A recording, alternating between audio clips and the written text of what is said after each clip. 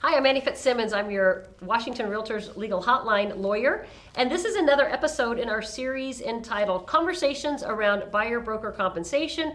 And this is really a conversation around those conversations because my friend Davina Clardy has joined us again. Thank you so much for being here. Thank you for having me. And in this episode, we are gonna discuss 10 specific factors that Davina thinks are important that she thinks are important to discuss with a buyer. Listeners, viewers, you may adopt all 10 of these. You might take some of these, add others to them. This conversation around your conversation with a buyer is intended to help you understand the enormous value you bring to that relationship that empowers the buyer to realize their goal of purchasing real estate. And in truth, Davina's gone over this list with me already. We're not going to get through it in one episode.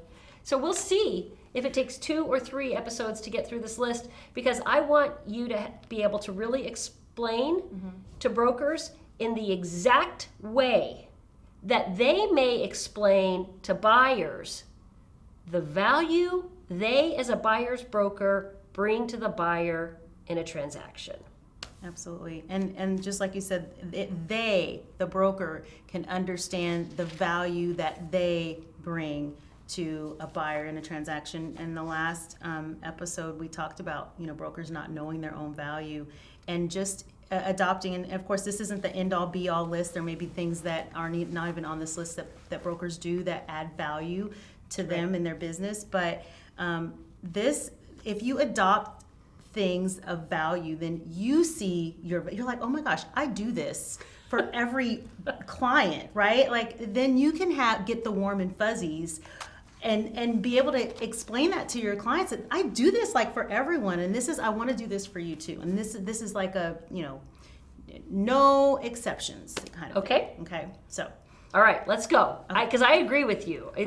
It's amazing how much value a buyer broker adds, and oftentimes they don't think about it because I think too many buyer brokers do just kind of think, well, we just do this and the seller pays our compensation, and so it's kind of no big deal. It's a big deal. All right, Davina, what are some of those things? And I think a lot of buyer brokers are already doing it, but they're not communicating it with their clients. Okay, so we're professionals, real estate professionals in our markets, and so being able to explain market knowledge, right? Market knowledge. Explain market knowledge. Explaining market knowledge. So that is what's going on in the community of the home that your clients are looking for.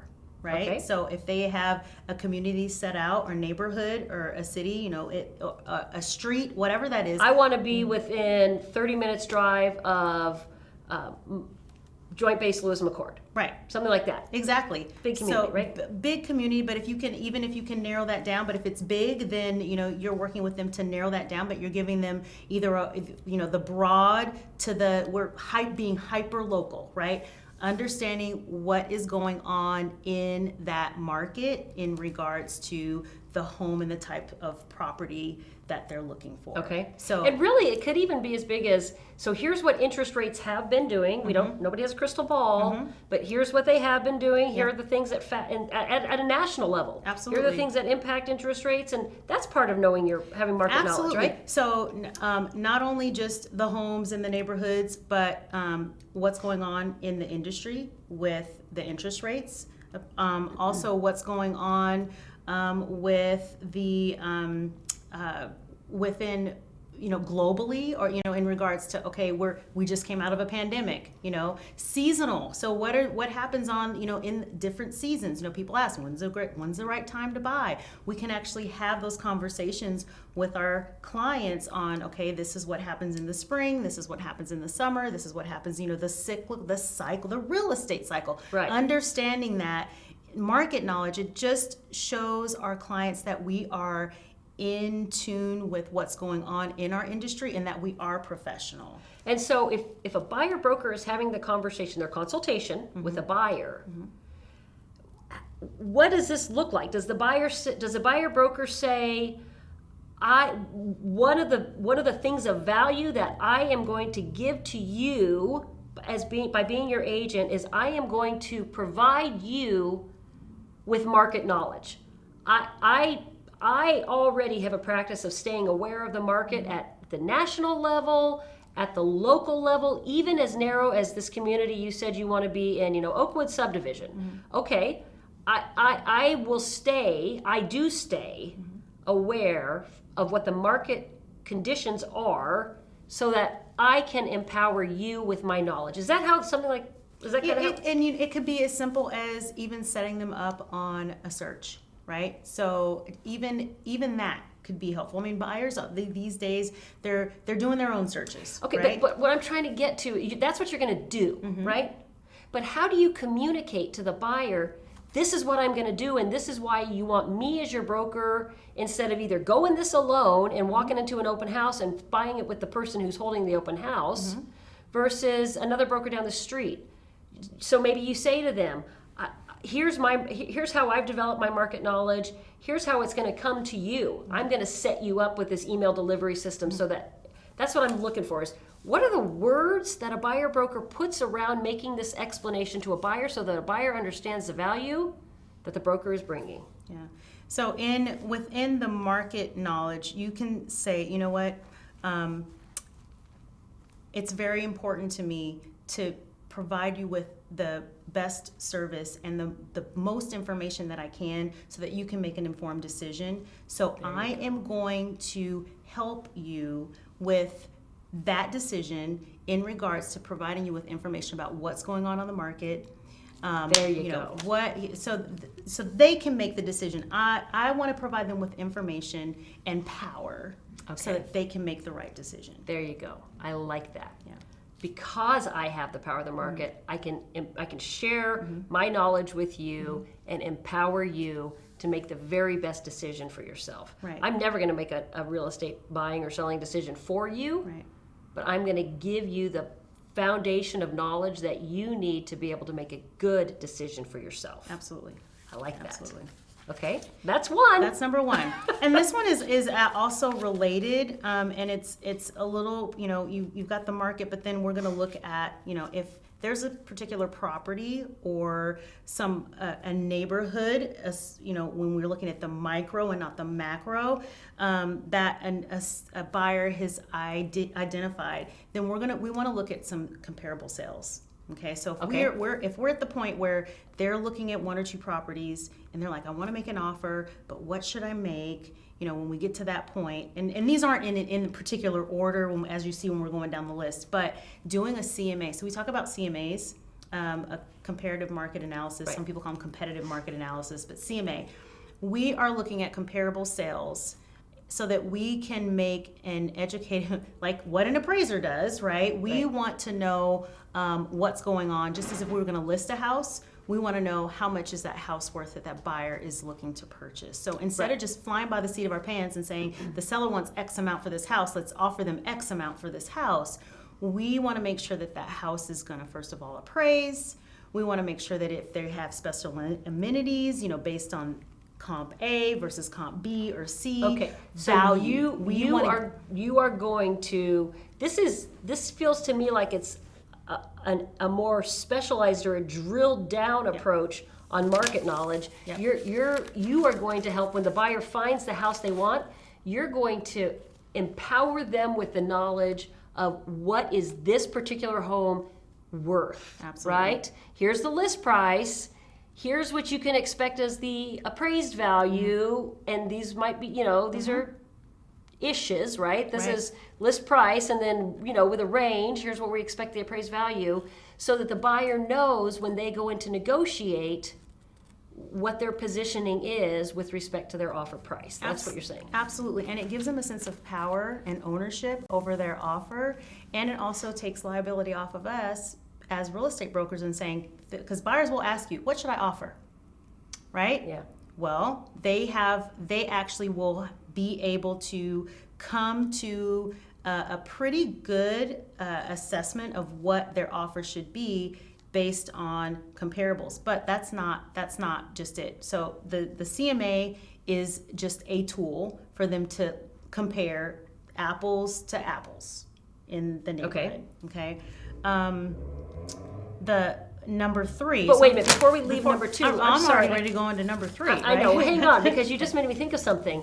We're talking about the value that the buyer broker is bringing to the buyer. Mm-hmm. And you said a buyer will oftentimes ask their broker, what should I offer? Mm-hmm. So if a buyer isn't working with their own buyer broker and instead they're making an offer with the listing broker because they met them at the open house, and they ask the listing broker, what should I offer? What had better be the listing broker's answer? Gosh, a million over list, right? Or at least list, right? Exactly. Right? Right, at least the list, right. Our job as a listing agent is to get the highest and best for our client, right? So yeah. So buyer, if you want help in understanding exactly what at least a reasonable range of value is for this property, a predictable appraised value for this property, it feels to you, buyer, like maybe the property's overpriced. Is that right? Is your feeling right? You're going to get that answer only if you're working with your own buyer broker.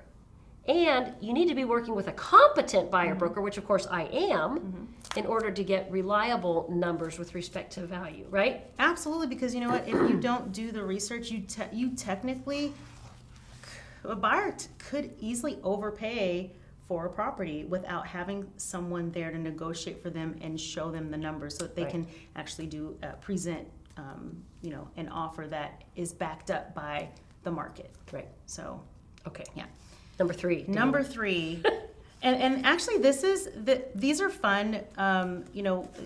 Real estate's relationship, right? And we talk about relationship, and so it's kind of twofold. So we talk about relationship with our clients, but then there's also a relationship with the other broker, which we'll go a little bit deeper in. But first all is actually making calls or texting, inquiring to the other brokers in the neighborhood who have active, who have pending, or who have had solds, and getting some transactional insight into those transactions. Most, with a property is active in the market and there's another property that's in that same neighborhood, asking that broker, what's been the activity, what's been, the feedback, so that when you go to the negotiating table with broker and you talk to your buyer, they know that you actually are engaged and know the neighborhood, you know the properties that are, on the market, and have actually had physical conversations with those other brokers. And you might have some intel and insight that even the listing broker doesn't have. Oh, wow. Okay. So what you're saying is even bigger than, or maybe smaller than, the comparable sales, the estimated value of the property, you're talking about what have been the negotiation tactics in this neighborhood? What might this seller have seen from their neighbors' experiences? Absolutely. What kind of concessions have buyers been making? What kind of concessions have sellers been making? And you're saying that can be neighborhood centric, right? That can be one subdivision may have a different experience from another subdivision even.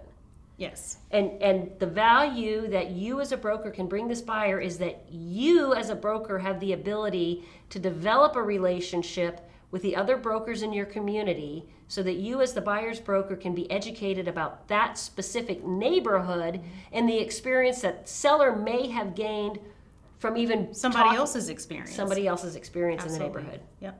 Getting some insight. Do you see, so what if the buyer said, okay, well, I don't really need you, broker, because I can pick up the phone and call other brokers and find out what their experience is?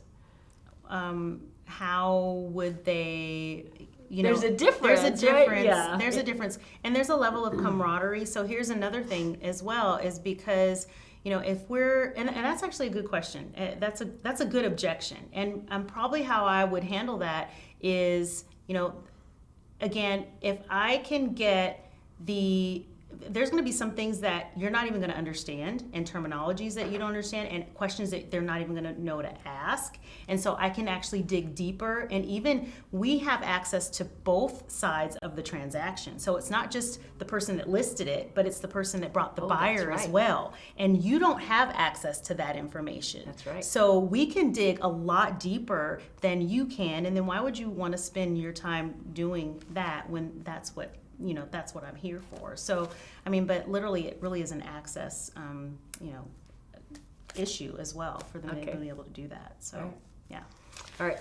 I think that we break here. I think I'm ready to go to the next I one. know. Well, you're going to go to the next one. Okay. But our listeners and our viewers are going to take a little break, absorb what you've said, and then they're going to be able to listen tomorrow to the next tips that you offer. Okay? Okay. All right. So if you have questions on anything we've talked about so far, please visit warealtor.org. Follow the links to the hotline and ask me a question. Thank you for being a Washington Realtors member. Please tune in to hear the rest of Davina's 10 tips.